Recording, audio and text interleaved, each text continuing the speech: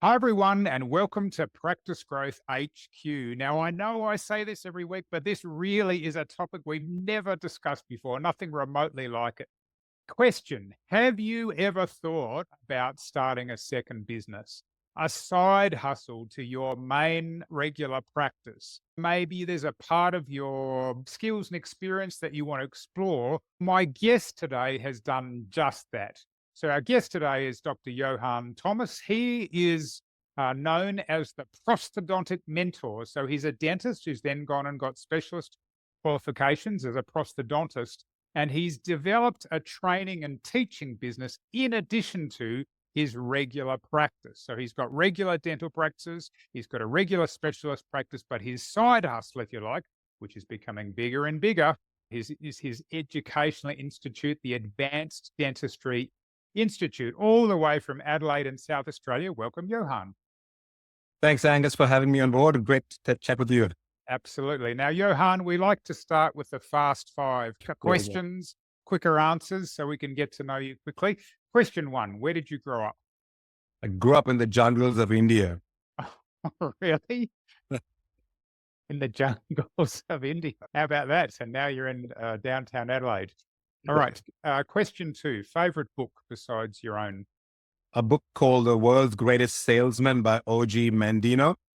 It's Okay. small and it's great. It's revolutionary for someone who has no experience or understanding of that side, but it just simplifies it to life as well. Okay. That's very interesting. I don't think I've heard of that one before. I'm going to get a copy. Question three: what's one of your superpowers? Patience. Patience. Okay, that's definitely very helpful. Question four: something you wish your 20-year-old self knew. That's a tricky one. That's a fair few things. But if I was to nut it down to one, I'd probably say don't try and please everybody because you can't make everyone happy. Yes, indeed. And question five: something you're grateful for. The opportunity to live and do life in Australia. Yeah, I think that's one of the biggest ones. Yes, yes, as opposed to the jungles of India. Johan, I don't think I'm ever going to forget that. I do know Johan outside the podcast, the jungles of India. That sounds like a good T-shirt. Yeah. Johan, as we talk about our topic for today, then, which is about starting this side hustle. Now, the Advanced Dentistry Institute, in one form or another, has been there for some time now. But just tell us about what led you to start that. It's an interesting journey because I think if I was to look really far back, the genesis or the start of a training institute was basically started when I was looking so that I could find something to train myself in. So example is when you finish a prosthodontic specialist training program in Australia, you don't have any understanding or teaching or training of implant surgery side. So that, and when you come out into private practice, patients don't want to go here, especially if you work in rural or in regional parts. Patients struggle to get to the cities.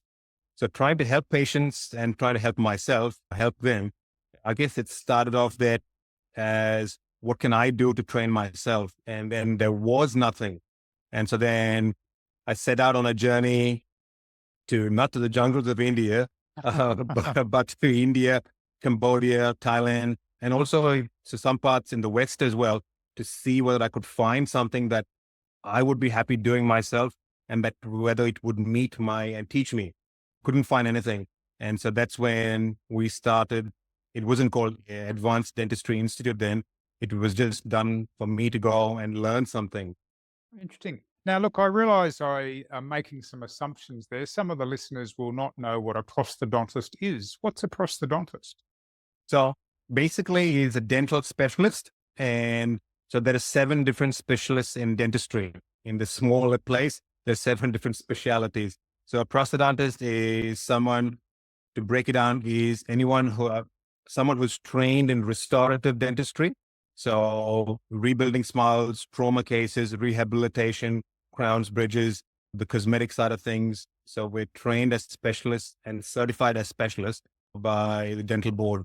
Okay, there we go. All right. So the Advanced Dentistry Institute has started in many ways, like lots of businesses do, which is that someone sees a need Hmm. and as you've described, went looking for something and discovered it wasn't there. And then I suppose what happens is you pursue your own learning. And then was it that other people said, "Oh, that sounds interesting what you're doing, Johan. Can I do that?" Is that how it happened?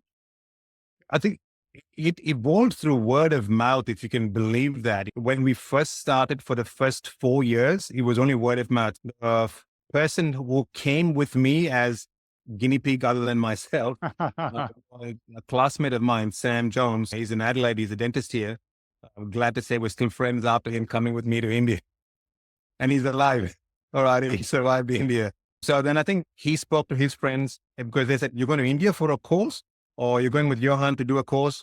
What's that about?" And then they spoke to each other, the next person. So yeah, that's how it started. And so what was the course? It was a basic beginners implant surgical program to learn how to place dental implants in live patients. Okay. So why wouldn't you just do that in Australia?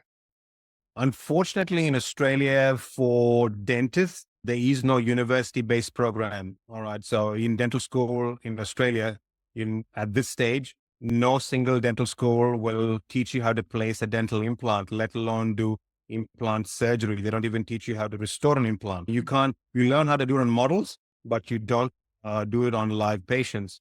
So the program which we started off, we finally narrowed it down to this one university. And so it's a university based course. So it's not a backyard course. It's not a private course. It's not one in somebody's private clinic. It's a university based course. And unfortunately, in Australia, even to date, for the undergraduate program, they do not teach you how to do placement of implants in live patients. Okay. Like I said earlier, the embryo of every good business is seeing something that's missing, a problem that needs to be solved.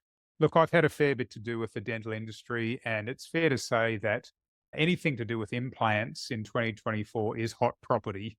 Lots and lots of general dentists are interested in placing them, learning more, and I've sat through a few lectures on this, even though I don't have the dental background, and I've discovered that this is a skill that's really important, but it's also something that people can seriously stuff up, can't they? Absolutely. All right. So it starts with a personal search, and listeners, I just want to make this observation.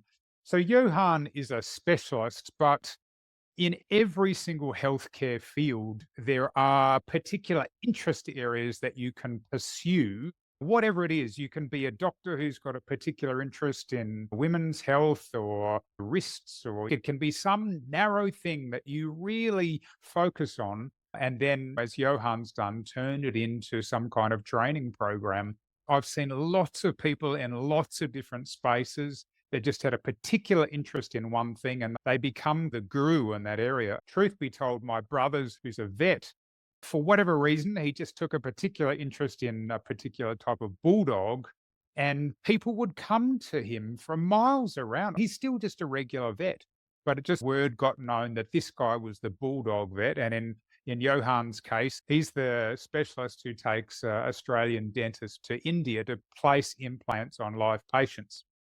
All That's right. true. Sorry, just to jump in there. It's so true.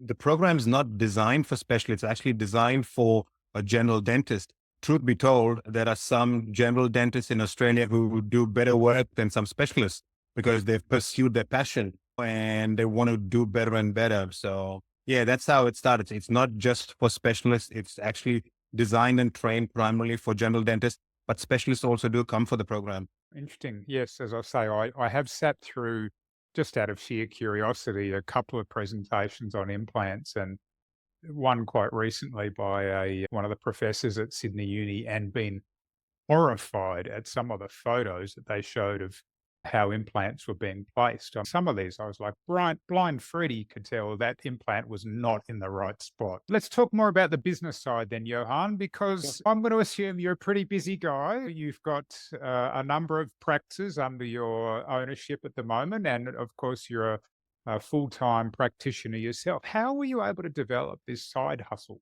But any side hustle is going to need time, all right? And it's going to need time out of your regular, if you want to say 9 to 5 job.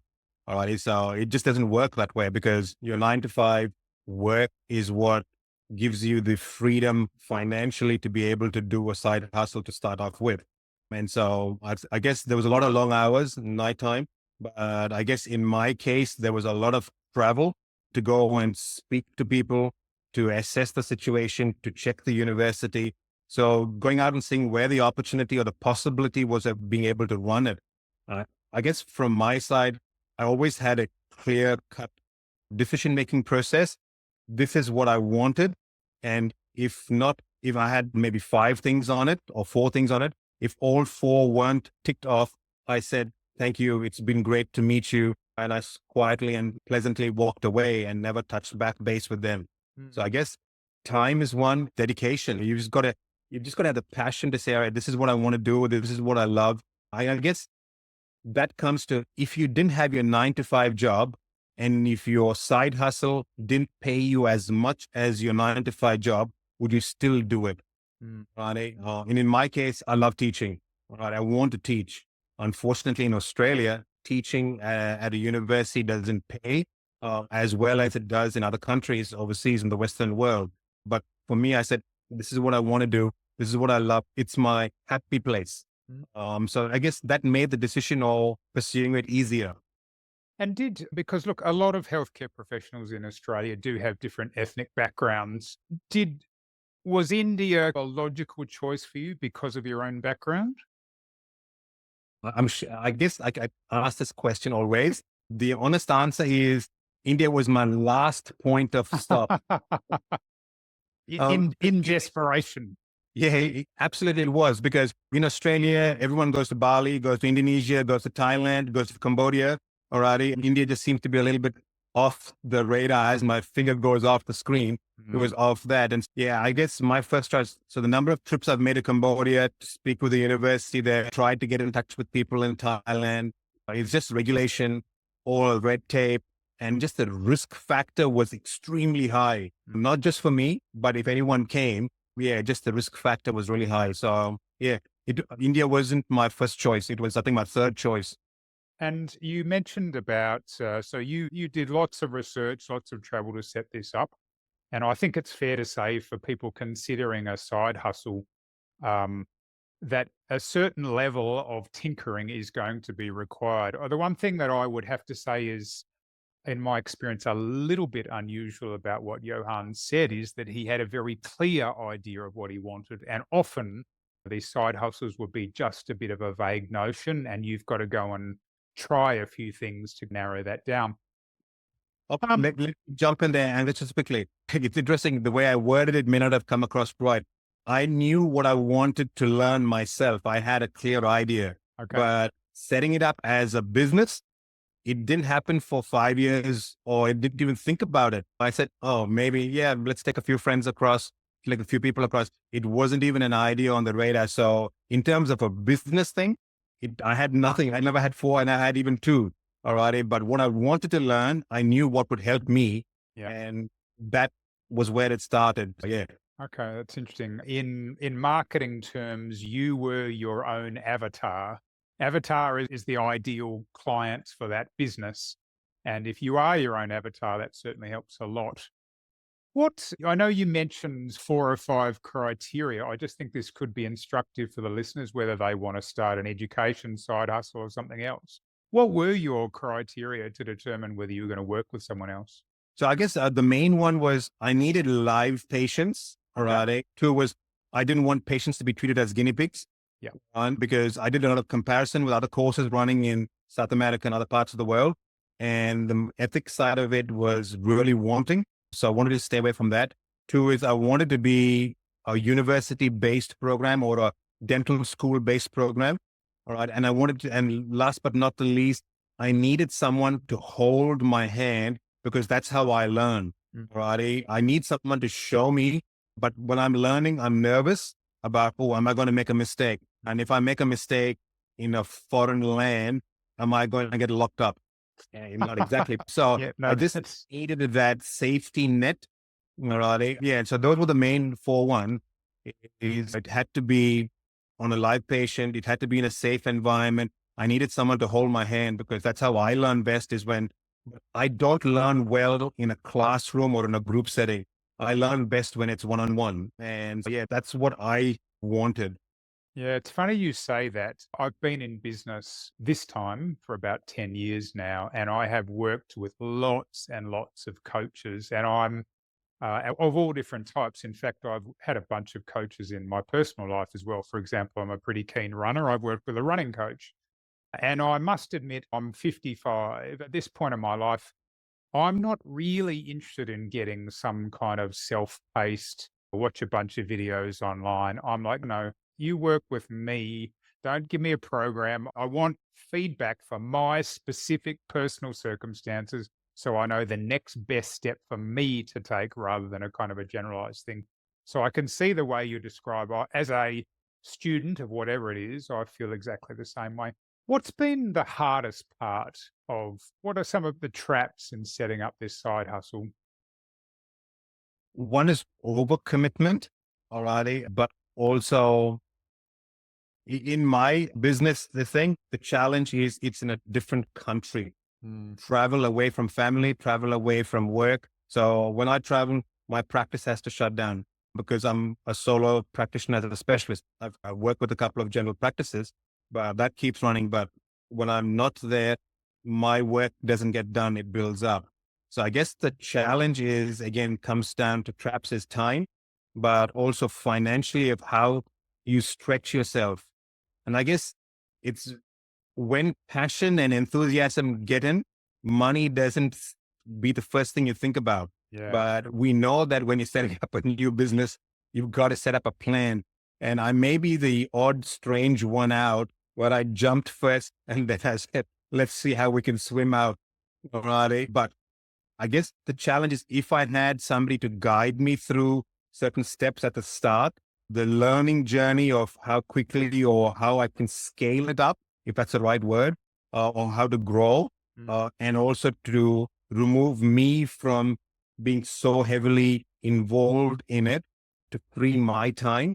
Mm. I guess those were the traps. But I guess any business you're starting, unless you're driving it, no one else has the passion for something that you want to do like yourself. But it gets to a stage where it's not sustainable. Family, or an example is we went through a health crisis in our family 5 years, 4 years after we started. And I had to literally shut the program down because I couldn't travel. And thank God it's all okay now. When we restarted, guess again where? When COVID lockdown happened, that again came down. Mm. But if I had other systems in place, then I could have kept things ticking along even online. And I wasn't online before. I didn't know how to utilize Zoom and teach online and stuff. It's something I never did because I always thought one-on-one. But wait a minute, I am teaching one-on-one when I'm doing the teaching myself. So Mm. yeah, that's the trap is overcommitment, a lack of time, and not being physically present there doesn't help it grow. Yep. No, I'd say those are very common threads. I've dabbled in business, I suppose from about my 30s onwards, but never gone full time. And I read a statistic, I'm going to say 10 or 15 years ago, which said that when people start a business post 50, which was not true for me, I was in my mid 40s, but that has the highest success rate of starting post 50. And I think there's a few reasons for that. And listeners, if you're younger, knock yourself out. Start whenever you like. But I just thought the reasons were instructive. The first that Johan's already alluded to is simply the finances. When I started this business, I've got a marketing agency and an outsourcing agency. Realistically, we had money behind us, and then my wife was working full time, which meant that in early days, I jumped all in. I didn't, for a little while, I suppose it was a side hustle, but I realized pretty quickly I wasn't going to progress much. And without the income of my wife and some financial reserves, it just wouldn't have been possible. I would say certainly in the first year, I'd have been lucky to have personally taken home 20 or $30,000. Like you can't live on that in a modern era. So that's the first thing. And I think the second thing is that having someone to guide you through the process is enormously helpful. The first business I started, it was pretty much me. I had a mentor coach that I spoke to a bit, but it was green field. It was like blue ocean. Which way do you want to go? And you end up having 1,000 possible decisions you can make, which can be quite fatiguing. But I've started a second business since that time, this outsourcing one, which has grown about 3 or 4 times faster than the first one. And part of that's been you've got all your business skills, and then I've got a mentor who's already been there, done that. So it can make a big difference. So, well, where to from here, Johan? Because how many students approximately would you have taken to India now with the Advanced Dentistry Institute?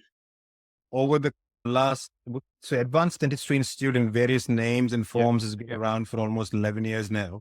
But we are boutique course program. Okay. So we're not all about just volume of people we take. We're about the quality of the education. So we keep our numbers small. But even with that, we've probably taken a couple of hundred people across, Yeah. at Yeah. least being conservative. Yeah, because the one-on-one concept doesn't work when you've got large volumes. And so I And suppose the question is where to from here? I'd like to continue and grow and see if I can have the opportunity to take more people across in various batches, but also the setting up a structured program where people can do portions of it on show in Australia, New Zealand, Singapore, wherever they are. And then they come on for the next thing. And then hopefully you always dream big is setting up a physical dental institute somewhere where people can come in or fly in, whether it's Adelaide or any one of the cities and main hubs in Australia, and then use that and go from there. So yeah, over the next few years, probably shift my focus from clinical to more into teaching Mm. and focus on that to grow it because Indeed. And look, I think the passion part is very important.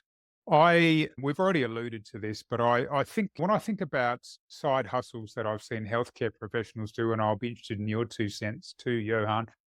I've seen certainly education is a strong one.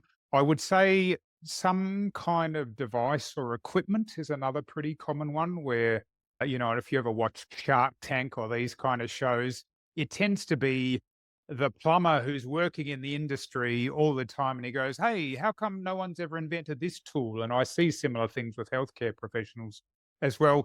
And then I suppose the other one, which is less of a side hustle per se, but certainly property is one that I've seen lots of healthcare professionals get into. The difference is, in most cases, there's no need to quit your regular job, but certainly it can be a real focus. What else have you seen?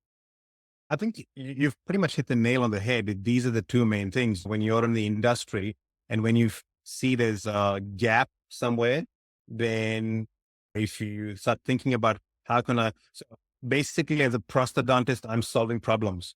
All right. And so my brain is wired that way to see what else can I do to simplify the process or to find a solution to a problem. And so I guess that's where it starts off by. So I guess yes, being in the industry, yes, looking for gaps, property, all of that is there. But education, I think everyone's got to decide what works for them. I know some people invest time in stock markets. That's something that I have no idea. My daughter does. I guess it's where your interest and where your passion lies, what you have the appetite for at the end of the day. So appetite works both ways. Mm, If you're full or if you're starving, you're still going. mm.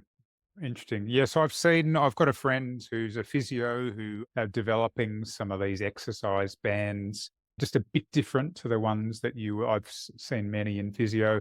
I know a number of dentists who have developed models so that the dentists can use it to show or demonstrate something. And there would be lots of examples, certainly doctors with various different inventions that Yeah. the clinicians can use.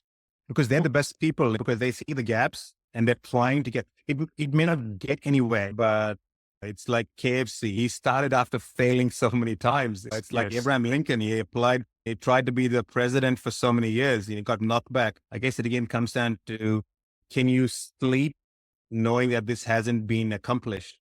You Yeah. know, Yeah, it's an interesting point you make. A guy that I've been following for a while called Ed Milet is an American kind of, let's call him a motivational speaker, but he's got a very strong business background. And he makes quite an interesting observation. He's got his own take on heaven and hell. And he says if you get to heaven and what heaven is where you meet the person who was the best version of you, and when you meet them, they're exactly the same as you. And if you get to hell and you meet the person who was the best version of you and they're nothing like you, and I thought it's a kind of a quaint way of looking at it, but I thought it's an interesting idea. It's that sense of, well, we only get one go at this. And at the end of your life, I know this from the research, it's the things that people didn't have a go at that they regret the most. Yeah. There's a book called The Top Five Regrets of the Dying.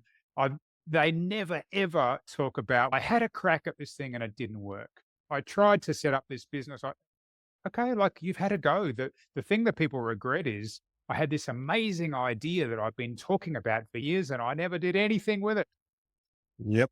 All right, Johan, as we start to wrap up then, what are some further thoughts for people who are in a situation like you and they're thinking, I'm interested in pursuing this side hustle? What advice would you give them? I think from when I started to where it is, it just depends on what you want to do. I think my only advice is for me, finding someone to help me along that journey to fast track that process. The frustration levels and the duration of frustration would be a lot less. Just because when you start having the aha moments is what drives you. And so having somebody to come alongside and say, hey, don't do that. Let's try this. Or this is a tried and proved method. Let this be your starting point. Right from here, what do you want to do? Taking away all the clutter and the noise, and you're able to focus on your passion or your side hustle. That really helps. I know we haven't discussed anything before, but for my side, and this is just my honest, we've been able to track since we've spoken and since you've given advice and helped us along, our growth trajectory in the number of candidates has increased almost 46%. Alrighty. And we're talking how many years now? It's been less than 2 years now. Yeah. Alrighty. But for us, that trajectory was almost 9 years to get to where we are. But now there's already a quick shift upwards. So having somebody walk the journey with you, somebody you can bounce ideas off and say, hey, what about this? What about that? There's a saying, there's wisdom and in a council of multitude, where a lot of people come and give you advice, but sometimes too many cooks spoil the broth. So you want somebody who knows and who's walked the way before you. Yeah, look, I must admit for me personally, listeners, you're going to be shocked when I tell you this. I personally would have spent more than $100,000 on personal development in the last 10 years. Like I think it was Benjamin Franklin who said, oh, I know it's been copied by other people since, but he said, we stand on the shoulders of those who've gone before us. And a very wise man called King Solomon said, nothing is new under the sun. And so it's, I'm struggling with this issue and no one's ever had that before. And I'm like, I beg to differ. Your nuances might be subtle, but the fact is someone has been in a similar situation. And for me, as I said, in my 50s, I'm looking for every opportunity to put my foot on the accelerator. I don't want to reinvent the wheel. I don't want to have to muddle my way through. I'm like, what's the fast track way of getting this to happen? Absolutely. All right, Yohan, if people want to get in touch or learn more about the Advanced Dentistry Institute, what should they do? I think the best thing is just jump online and just Google us Advanced Dentistry Institute, or we've got a Facebook page as well. Just reach out and say, hey, listen, and you're at this point in your journey, because we've got multiple courses, not just in dental implants. It's for people who want to learn surgical extraction, wisdom teeth extraction, or we do complex implant surgery, all on live patients, and we only take small numbers. So that's our point of difference at this stage is we take small numbers, every person has, and it's one-on-one, you know. And I think your next side hustle, Yohan, will be teaching people how to start a side hustle. I don't know, but I think I'm still learning. Yes, indeed. I think you never stop. Thanks so much for your time, Yohan. I really appreciate it. Thank you so much, Angus. It's been great talking. Thank you for having me on board. All right, everyone. We've covered a lot there, haven't we? I suspect for some of you listeners, there's lots of your minds probably racing, a real thought-provoking discussion about the possibilities, about not getting to the end of your life and going, I wish I'd had a go at that, but actually never did anything with it. So as I say every week, knowledge is not power, applied knowledge is power. And my question is simply this: what's one step you can take as a result of what you heard today? Make sure you go and implement that before you go on to the next thing. Finally, if you got some value from our time today, then we'd really appreciate if you'd leave us a lovely review where you heard this show to give us the encouragement so we can bring you more great content every week on Practice Growth HQ.